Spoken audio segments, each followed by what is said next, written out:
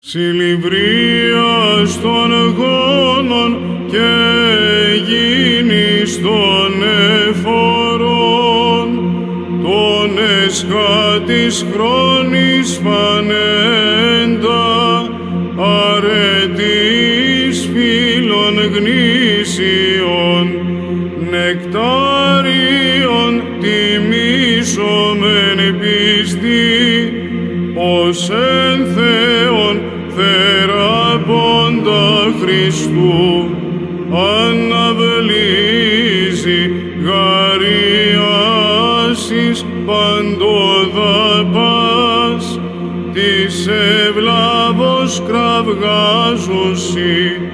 δόξα τόσε δόξας αντιχριστό,